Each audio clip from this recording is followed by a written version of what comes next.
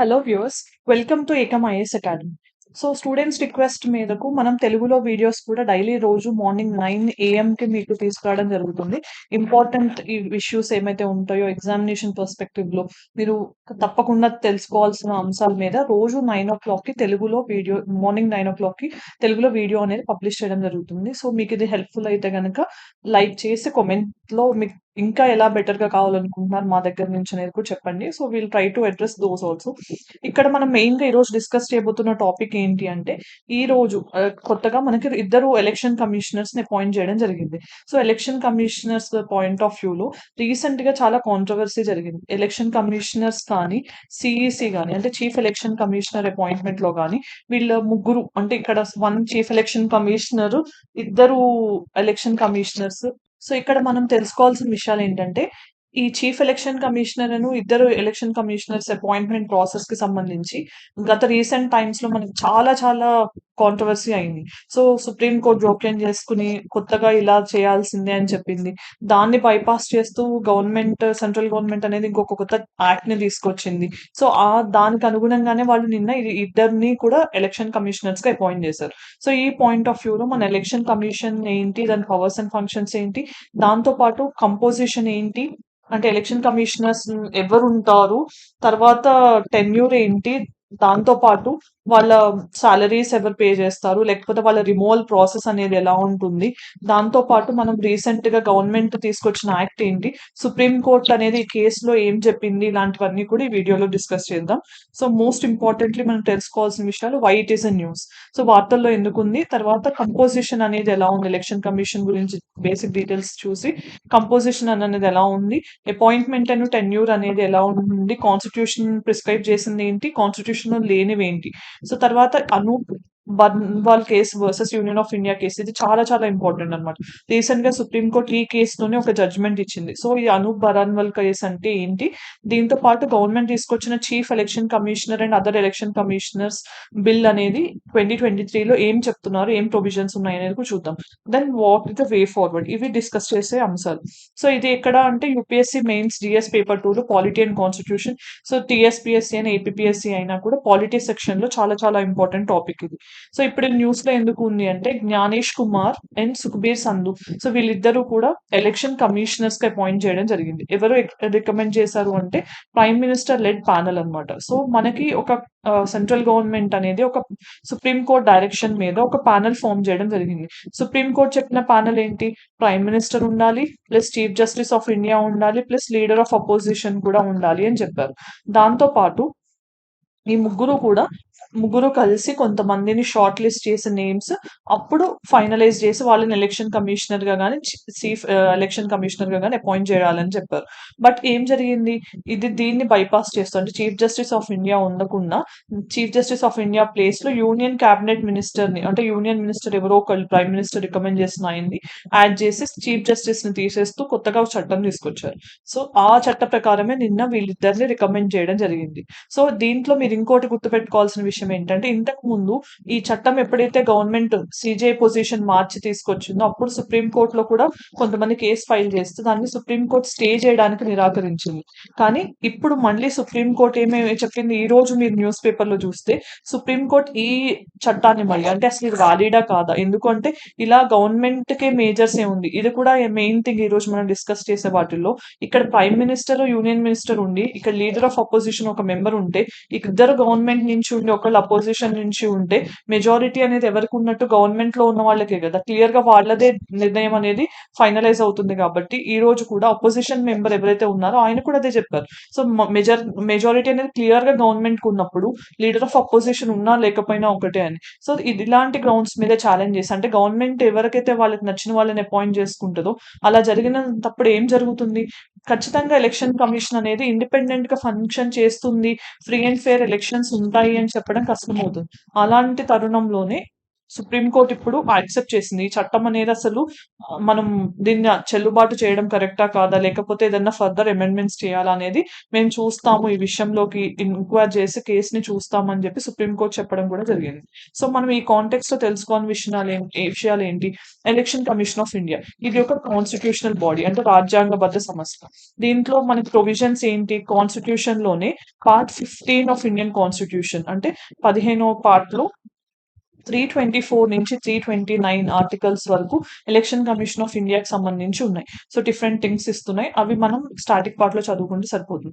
But constitution of India ఇది ఎప్పటి నుంచి ఎగ్జిస్టెన్స్ లో ఉంది అని అంటే మనకి ఆల్మోస్ట్ గా 1950 అంటే మనకి రాజ్యాంగం అమల్లోకి వచ్చినప్పటి నుంచి ఆల్మోస్ట్ గా ఎలక్షన్ కమిషన్ అనేది అమల్లో ఉంది. అంటే 25th జనవరి, మనం 26th జనవరి రిపబ్లిక్ డే చేసుకుంటాం కదా, 25th జనవరి అంటే ఒక రోజు ముందు మన ఎలక్షన్ కమిషన్ ఆఫ్ ఇండియా అనేది అమల్లోకి వచ్చింది. అందుకని 25th జనవరిని ఎవ్రీ ఇయర్ ఏం చేస్తాం? నేషనల్ ఓటర్స్ డే గా సెలబ్రేట్ చేసుకుంటాం అనమాట. National voters day. సో ఆ రోజు నుంచి ఇప్పటి వరకు కూడా సో మనం 25th జనవరి అనే దాన్ని నేషనల్ ఓటర్స్ డే గా సెలబ్రేట్ చేయడం జరుగుతుంది. సో ఇది మనం గుర్తుపెట్టుకోవాల్సిన విషయం. ఫస్ట్ నుంచి రాజ్యాంగంలో ఉన్న ప్రొవిజన్స్ ఏంటి అని అంటే అప్పటి నుంచి మనకి 1950 నుంచి ఆల్మోస్ట్ గా 1991 వరకు కూడా కాన్స్టిట్యూషన్ ప్రకారం మనకి చీఫ్ ఎలక్షన్ కమిషనర్ అనే ఒక్క ఆయన మాత్రమే ఎలక్షన్ కమిషన్ లో ఉండేవాళ్ళు. మనకి ఇలానే ఇంకొక బాడీలో కూడా ఒక్కటే మెంబర్ తో రన్ అవుతున్న కాన్స్టిట్యూషనల్ బాడీ ఏంటి? Controller and auditor general. దీంట్లో కూడా ఓన్లీ 1 పర్సన్ ఉంటారు, అసిస్ట్ చేయడానికి స్టాఫ్ ఉంటారు, కానీ చీఫ్ ఎలక్షన్ కమిషనర్ కూడా ఇక్కడ ఒక్కళ్ళే ఉండేవాళ్ళు. బట్ మనకేమైంది 1988లో 61st కాన్స్టిట్యూషనల్ అమెండ్మెంట్, అంటే రాజ్యాంగ సవరణ తీసుకొచ్చినప్పుడు అప్పుడు ఎవరు ప్రైమ్ మినిస్టర్ ఉన్నారు? రాజీవ్ గాంధీ ప్రైమ్ మినిస్టర్ ఉన్నారు.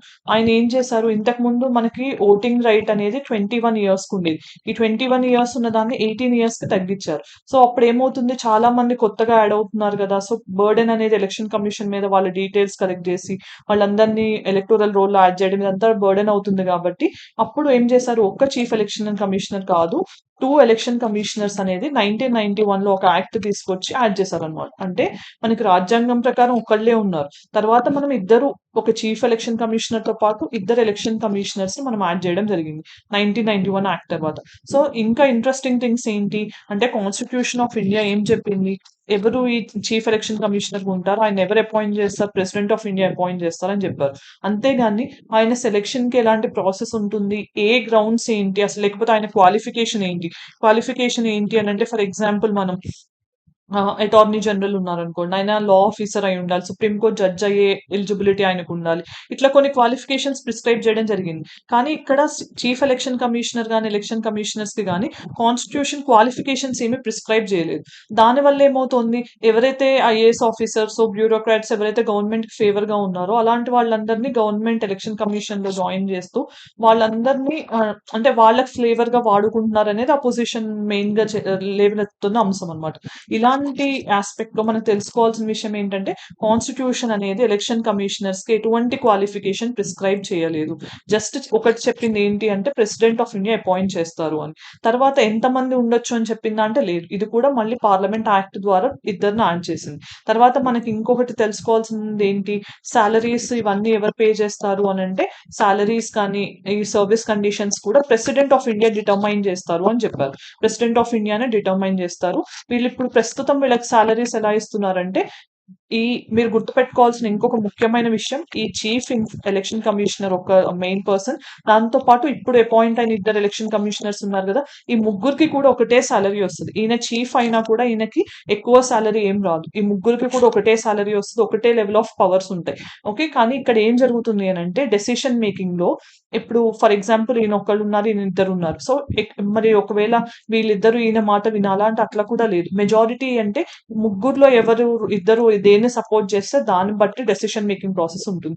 ఈ ముగ్గురికి కూడా సేమ్ సాలరీ వస్తుంది. ఆ సాలరీ అనేది సుప్రీం కోర్ట్ జడ్జ్ కి ప్రస్తుతం ఎంత వస్తుందో అంతా వీళ్ళకి ఇస్తారు అనమాట సాలరీ అనేది. అది తర్వాత ఇంకొక విషయం ఏంటి, క్వాలిఫికేషన్ చెప్పలేదు. దాంతో పాటు టర్మ్ అనేది ఎంత ఉంటుంది, ఆ టెన్యూర్ ఎంత ఉంటుంది అని కూడా supreme court chief election commissioner కి కానీ అదర్ కమిషనర్స్ కి ఎంత ఉంటుంది అనేది కూడా కాన్స్టిట్యూషన్ చెప్పలేదు. సో పార్లమెంట్ అనేది సబ్సీక్వెంట్ గా ఏం చెప్పింది, వాళ్ళు 6 years కానీ లేదంటే 65 years కానీ వాళ్ళ టెన్యూర్ ఉంటుంది అని చెప్పింది. తర్వాత ఇంకొక విషయం ఏంటంటే కాన్స్టిట్యూషన్ వీళ్ళని ఫర్దర్ ఎంప్లాయ్మెంట్స్ అంటే తర్వాత ఫ్యూచర్‌లో రిటైర్ అయిన తర్వాత వీళ్ళేదన్నా అపాయింట్‌మెంట్ గవర్నమెంట్ కింద పొందొచ్చా? గవర్నమెంట్ జాబ్ ఏదైనా వాళ్ళు గవర్నమెంట్ పొజిషన్ ఏమైనా యాక్సెప్ట్ చేయొచ్చా? చేయకూడదా? అనేది కూడా వాళ్ళకేం అంటే ఒక కండిషన్ లాగా పెట్టలేదు. సో, గవర్నమెంట్‌లో వాళ్ళు ఫ్యూచర్‌లో అంటే ఒకవేళ ఎలక్షన్ కమిషనర్‌గా 65 ఇయర్స్ తర్వాత రిటైర్ అయిపోయినా ఏదైనా గవర్నమెంట్ పొజిషన్‌ని వాళ్ళు యాక్సెప్ట్ చేయొచ్చు. సో, కాన్స్టిట్యూషన్ ఇక్కడేం వాళ్ళకి ఇలాంటివే ఉంటాయని చెప్పి రెస్ట్రిక్ట్ చేయలేదు. సో, ఇలాంటివన్నీ కూడా ఈ రోజు ఛాలెంజెస్ అవుతున్నాయన్నమాట ఎలక్షన్ కమిషన్‌కి. సో, వాళ్ళకి ఇప్పుడెప్పుడైనా మనం ఫ్యూచర్‌లో మీకు ఈ పోస్ట్ ఇస్తాము అనంటే, అతను ఖచ్చితంగా గవర్నమెంట్‌కి ఒబీడియంట్‌గా ఉండి గవర్నమెంట్ ఫేవర్‌లోనే వర్క్ చేస్తారు గదా! ఇవన్నీ ఇండిపెండెన్స్ ఆఫ్ ఎలక్షన్ కమిషన్‌ని ఖచ్చితంగా ఇబ్బంది పెడతాయి. సో, అందుకనే ఎలక్షన్ కమిషన్ ఆఫ్ ఇండియా అనేది మెయిన్‌గా ఇండిపెండెంట్‌గా ఉండాల్సిన బాడీ. సో, వీళ్ళ రిమూవల్ ఏంటి మరి? రిమూవల్ అంటే ఒకవేళ వీళ్ళని తీసేయాలంటే ఎలా అంటే, చీఫ్ ఎలక్షన్ కమిషనర్ ఎవరైతే ఉంటారో ఆయన్ని రిమూవ్ చేయాలంటే సేమ్ సుప్రీం కోర్ట్ జడ్జ్ లానే రిమూవ్ చేయాలి. మీకు తెలుసు సుప్రీం కోర్ట్ జడ్జ్‌ని మిస్‌బిహేవియర్ గాని, ఇన్‌కెపాసిటీ అనే గ్రౌండ్స్‌లో పార్లమెంట్‌లో మోషన్ ఇంట్రొడ్యూస్ చేసి, సో 2/3 స్పెషల్ మెజారిటీ అనేది 2 హౌసెస్‌లో పాస్ అయితే అప్పుడు ప్రెసిడెంట్ వాళ్ళ ఆర్డర్ ఇస్తారనమాట. మేము ఈ పర్సన్‌ని రిమూవ్ చేస్తున్నాం సుప్రీం కోర్ట్ జడ్జ్‌గా అని. సో, అలాంటి సేమ్ ప్రొసీజర్ ఈయన చీఫ్ ఎలక్షన్ కమిషనర్‌కి అప్లికబుల్ అవుతుంది. బట్ ఈ ఇద్దరు ఎలక్షన్ కమిషనర్స్‌ని రిమూవ్ చేయాలంటే ఎలా అంటే, వీళ్ళిద్దరిని రిమూవ్ చేయాలంటే ఈయన చీఫ్ ఎలక్షన్ కమిషనర్ ఎవరైతే ఉంటారో ఆయన రికమెండ్ చేయాలి ప్రెసిడెంట్‌కి. అంటే వీళ్ళిద్దరు ఈ గ్రౌండ్స్ మీద నేను రికమెండ్ చేస్తున్నాను వీళ్ళని తీసేయమని. అప్పుడు మరి ఈయన రికమెండేషన్ చేసింది వీళ్ళ ప్రెసిడెంట్ మీద అది ఖచ్చితంగా బైండింగ్‌గా ఉంటుందా లేదా అంటే బైండింగ్‌గా ఉండదు. ఇంతకుముందు 1, 2 సార్లు ప్రెసిడెంట్ ఆఫ్ ఇండియాకి చీఫ్ ఎలక్షన్ కమిషనర్ రికమెండ్ చేసినా కూడా ప్రెసిడెంట్ ఆఫ్ ఇండియా అనేది దాన్ని అమల్లోకి తీసుకురాలేదు. సో, వాళ్ళిద్దరిని రిమూవ్ చేయడం జరగలేదు. సో, ఇక్కడ ఫస్ట్ ఈయన నుంచి రికమెండేషన్ ఎళ్తే అప్పుడు ప్రెసిడెంట్ దాని గురించి ఆలోచించి ఆయన నిర్ణయం తీసుకోవచ్చు. సో, ఇవన్నీ మీరు తెలుసుకోవాల్సిన అంశాలు. తర్వాత ఎలక్షన్ కమిషనర్స్ ఫస్ట్ ఏ బాడీస్‌కి ఎలక్షన్స్ కండక్ట్ చేస్తుంది అంటే ప్రెసిడెంట్ ఆఫీస్‌కి, వైస్ ప్రెసిడెంట్‌కి, తర్వాత మనకి తెలిసినట్టు లోక్‌సభ, రాజ్యసభ ఎలక్షన్స్, తర్వాత స్టేట్ అసెంబ్లీ ఎలక్షన్స్‌కి, తర్వాత స్టేట్ లెజిస్లేటివ్ కౌన్సిల్స్‌కి వీటన్నిటికి కూడా ఎలక్షన్ కమిషన్ ఎలక్షన్స్ కండక్ట్ చేయాలి. దాంతో పాటు పొలిటికల్ పార్టీస్‌కి రికగ్నిషన్ ఇవ్వడం గాని, లేదంటే ఎలక్టోరల్ రోల్స్‌ని ప్రిపేర్ చేయడం గాని, ఇట్లా మనకి కావాల్సినవన్నీ ఎలక్షన్స్‌కి మెషినరీని గాని, so, model code of conduct చూసుకోవడం గాని, వైలేషన్స్ అవ్వకుండా ఇలాంటివన్నీ కూడా different roles of election commission. So, powers and functions అనేది మనం స్టాటిక్ పార్ట్‌లో చదువుకోవాలి. ఇప్పుడు మనం మెయిన్‌గా డిస్కస్ చేసిన దానికి సంబంధించి మనం తెలుసుకోవాల్సింది ఏంటి కంపోజిషన్ అంటే ఎంతమంది ఉంటారు. సో, నేను ఇంతకు ముందు చెప్పినట్టు 1991 వరకు కూడా మనకి సింగిల్ మెంబర్ బాడీగానే ఉంది. కానీ 1989 లోనే ఇది 3 మెంబర్ బాడీ అయింది. అది చట్టం అనేది తీసుకురావడం జరిగింది. ఎందుకు అంటే వర్క్ లోడ్ ఎప్పుడైతే 21-18 ఇయర్స్‌కి తగ్గించారో ఓటింగ్ ఏజ్ అనేది అప్పుడు సో, 61st కాన్స్టిట్యూషనల్ అమెండ్మెంట్ ద్వారా అప్పుడు ఈ వర్క్ లోడ్ పెరగటం వల్ల 3 మెంబర్ బాడీ అయిందనమాట. అంటే కొన్ని సార్లు క్వెషన్ ఎలా అడుగుతారు? రాజ్యాంగం అనేదే ముగ్గురు మెంబర్స్‌తో ఎలక్షన్ కమిషన్‌ని ఫార్మ్ చేసింది అనంటే ఇది తప్పు స్టేట్‌మెంట్. ఎందుకంటే రాజ్యాంగం వచ్చినప్పటి నుంచి 1990స్ వరకు కూడా సింగిల్ మెంబర్ గానే ఫంక్షన్ చేసింది ఎలక్షన్ కమిషన్ అనేది. సో, వీళ్ళ ముగ్గురికి కూడా సేమ్ పవర్స్ ఉంటాయి. డెసిషన్ అనేది మెజారిటీ బేసిస్ మీద తీసుకుంటారు. అంటే ముగ్గురిలో ఇద్దరు ఎవరు ఏ డెసిషన్ తీసుకుంటే అదే ప్రివైల్ అవుతుంది. ఇది గుర్తుపెట్టుకోవాల్సిన విషయాలు. తర్వాత అపాయింట్‌మెంట్ అండ్ టెన్యూర్ ఇది తెలిసిందే. ప్రెసిడెంట్ ఆఫ్ ఇండియా అపాయింట్ చేస్తారు. ఈ అపాయింట్‌మెంట్‌కి ఎవరు రికమెండ్ చేస్తారు? ఈ రోజు కూడా ఇద్దరిని ప్రెసిడెంటే ఆర్డర్ ఇష్యూ చేస్తూ అపాయింట్ చేశారు. బట్ వీళ్ళని అపాయింట్ చేయడానికి రీసెంట్ టైమ్‌లోనే మనం ఒక ప్యానెల్ ఫార్మ్ అవుతున్నాం. అంతకుముందు ఏం జరిగింది అనంటే సుప్రీం కోర్ట్ ఇంటర్వీన్ అవ్వకముందు అసలు గవర్నమెంట్ వాళ్ళకి నచ్చిన వాళ్ళనే రికమెండ్ చేసేది. ఏ బేసిస్ కూడా ఉండేది కాదు. ఏ బేసిస్ మీద వీళ్ళని రికమెండ్ చేశారనేది కూడా బయటకు చెప్పేవాళ్ళు కాదు. సో, బ్యూరోక్రాట్స్ నుంచి నార్మల్‌గా ఎవరికైతే ఎలక్షన్ అడ్మినిస్ట్రేషన్‌లో కొంచెం అనుభవం ఉందో వాళ్ళని రికమెండ్ చేసేవాళ్ళు. ఇప్పుడు ఒక ప్రాసెస్ అనేది సెటప్ అయింది. సో, సుప్రీం కోర్ట్ ఇంకా దీన్ని స్ట్రెంథెన్ చేయాలని మనం ఆశిస్తూ ముందు చూద్దాం. సో, టెన్యూర్ అనేది 6 ఇయర్స్ ఆర్ 65 ఇయర్స్ ఈ రెండిట్లో ఏది తక్కువైతే అది అప్లికబుల్ అవుతుంది. సాలరీ అనేది equal to judges of supreme court. Qualifications ఏంటి అంటే క్వాలిఫికేషన్స్ ప్రిస్క్రైబ్ చేయలేదు. ఇది ఒక మెయిన్ మైనస్ పాయింట్. అందుకనే కాన్స్టిట్యూషన్‌లో ఎప్పుడైతే క్వాలిఫికేషన్స్ ఉన్నాయో వాళ్ళ నుంచే అపాయింట్ చేయడం జరుగుతుంది. బట్ ఇప్పుడు మనం రీసెంట్‌గా ఒక యాక్ట్ చూసాం కదా! CEC act other election commissioners appointment అని గవర్నమెంట్ తీసుకొచ్చింది కదా! దాని ప్రకారం ఏం చెప్పింది? Not less than rank of secretary అంటే గవర్నమెంట్ ఆఫ్ ఇండియాలో సెక్రటరీ ర్యాంక్ కంటే తక్కువ లేని వాళ్ళందరూ కూడా ఈ పోస్ట్‌కి ఎలిజిబుల్ అని చెప్పింది. సో, కాన్స్టిట్యూషన్ అనేది ఫర్దర్‌గా డీబార్ చేయలేదు. వీళ్ళని వేరే అపాయింట్మెంట్స్ అంటే రిటైర్ అయిన తర్వాత వేరే అపాయింట్మెంట్స్ యాక్సెప్ట్ చేయకుండా వాళ్ళనేం డీబార్ చేయలేదు. తర్వాత రిమూవల్ ఏంటి? Same like supreme court judge చూసాం. ఇది 2/3 స్పెషల్ మెజారిటీతో బోత్ ద హౌసెస్ లో పాస్ అవ్వాలి. సో స్పెషల్ మెజారిటీ అంటే 2/3 ఆఫ్ ప్రెసెంట్ అండ్ ఓటింగ్, అంటే ఎవరైతే ప్రెసెంట్ ఓట్ చేశారో హౌస్ లో వాళ్ళ దాంతో పాటు 50% +1 of the house total membership అనమాట. ఈ రెండు కలిస్తేనే మనకు అప్పుడు స్పెషల్ మెజారిటీ అంటాం. సో స్పెషల్ మెజారిటీ కింద పాస్ అయితేనే రిమూవల్ అనేది యాక్సెప్ట్ అవుతుంది. సో దెన్ మనకి ఈ కేసు అనేది మెయిన్ ఇంపార్టెంట్. ఇది ఎందుకు కాంట్రవర్షియల్ అయింది అంటే కొంతమంది సుప్రీం కోర్టుని అప్రోచ్ అవ్వడం జరిగింది.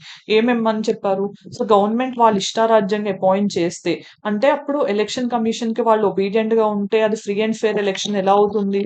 అంటే గవర్నమెంట్ చెప్పినట్టు వాళ్ళు వింటున్నారు కదా, గవర్నమెంట్ ఫేవర్ గా వర్క్ చేస్తే అపోజిషన్ పార్టీస్ కి వాళ్ళకి నష్టం జరుగుతున్నట్టే కదా. ఫ్రీ ఫెయిర్ ఎలక్షన్స్ అనేది కాన్స్టిట్యూషన్ లో బేసిక్ స్ట్రక్చర్ లో భాగం అని సుప్రీం కోర్ట్ చెప్పింది కదా. ఏ ఎలక్షన్స్ లో చెప్పింది? ఇందిరాగాంధీ ఎలక్షన్ కేసులో కూడా ఇదే పాయింట్ చెప్పింది supreme court. Free and fair elections, rule of law అనేవి మెయిన్ మన బేసిక్ స్ట్రక్చర్ లో భాగం అని చెప్పింది. సో ఇదే మరి ఈ టైంలో మనం తెలుసుకోవాల్సింది ఏంటి? సుప్రీం కోర్ట్ ఏం చెప్పింది Anoop Baranwal versus Union of India కేసులో? దీంట్లో మనకి ఎలక్షన్ కమిషనర్స్ అనేది ఇష్టారాజ్యంగా అపాయింట్ చేయడం కుదరదు. ఒక ప్యానెల్ ఉండాలి. ఎవరు? Prime minister, chief justice of India.